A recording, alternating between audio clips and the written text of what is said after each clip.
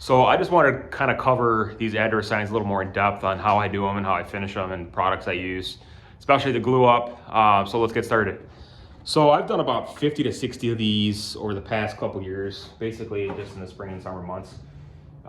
Just as a side hustle, I've got 4 orders right now. I've probably done about 50 to 60, but I've been over the course of 3 years. But I'm getting more orders. I have a couple more to finish. Here's the first one I got done.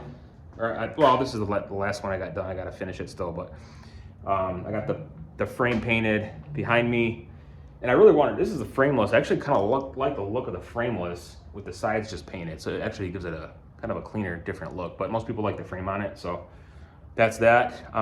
This is I think this is, well, as it sits right now, this is about 6.5 inches by I think 24. So the frame will add 1.5 inches total. You know. But that's that. And oh yeah, as far as the backboard too, they like the wash look. A lot of customers request this. I did a short video on that yesterday, showing you how to do that. With this board here, I'll show you the product I use in a second, but I wanted to really show you the glue up. This is a 10 by 20, most commonly requested size for horizontals. And the numbers I individually cut these out. They're about 5.5 inches. And then I do a lot of prep work. As far as the board itself, the color on this is English chestnut varathane. This color I like a lot. You can really manipulate the wood. This is select pine on here, and of course it's going to be in different directions, but the way the light hits it and depending on the board itself, it's going to have imperfections, which is really what makes it wood, right? So that's pretty much that. Really like that color. It's commonly used. You can use 1 light coat and you can use 3 coats and it looks like a different color, but it's so universal. So I love this color. And then for the frame here, here's a black frame for that one I just showed you. I'm using this Glidden exterior paint primer, just flat black. This stuff's a little bit cheaper than some of the other brands. This stuff works pretty good. I don't have a problem with it. So if you can save money here and there, great. And as far as the primer, so for the lighter colors, I use whites typically, just the regular primer or the aluminum primer from Home Depot. This stuff a little more expensive, but this stuff I like. It works really well. It's got good coverage.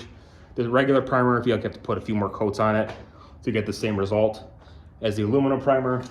That's for light colors. And then for this particular color, it's sapphire blue. Got this from Menards. It's a really cool 5-in-1 custom sprayer. It's the first time I used it, so I might have to do a short video on that. This is just satin. So this stuff worked really well. It's sprayed good. Now for darker colors, if I'm doing dark numbers, like those ones I just showed you, I typically use a couple different options here. Automotive primer, the black. Mainly I use this one, especially if I have black numbers. This stuff works really well, but it's harder to cover this filler primer with like the black paint because you have to go over it multiple times, especially when you're getting on the sides here because of how thick it is. So you have to make sure you're covering it very, very good and hitting it from all angles to get, you know, even coverage. But either of these work really well. I like this stuff, especially for MDF because it fills in a lot of those spots and it gives it really like a nice smooth finish. But I like to have different options.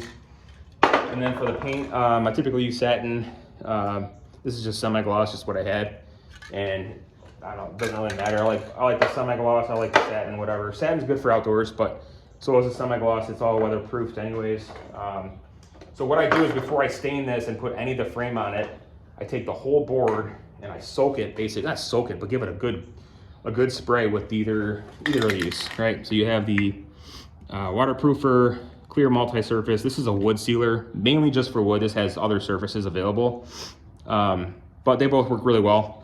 And this protects from, it repels water, provides sunblock for UV protection, mildew resistant coating, and penetrates for just overall protection. So this stuff works really well. You can get a lot out of this. So those are some of the products I use. And as far as the glue up itself, I typically use the E6000. I have about 3 of these laying around. This stuff works really well. It's, I don't know, it's about $6 or so. You can get this anywhere. I've been using this for a long time. And Gorilla Glue has a brand similar to that, like basically what this stuff is in the Gorilla Glue brand, but I like this stuff better. I think it's a little bit cheaper and I feel like it just works better. Now another thing too, you can also use construction adhesive. This stuff, I don't really use this too often. I used to use it for when I was doing, you know, different types of boards, but this stuff is a little bit harder to work with and it's a little messier. And another thing, it's not as flexible too. So yeah, it's waterproof and it's all purpose, but this stuff is waterproof as well. So industrial strength adhesive. I've been using this stuff for a long time. So when you're gluing up these numbers, when you're gluing them up, if you use this, you can actually have a little bit more time to maneuver it slightly if you need to. As with this, it's not as easy to do that.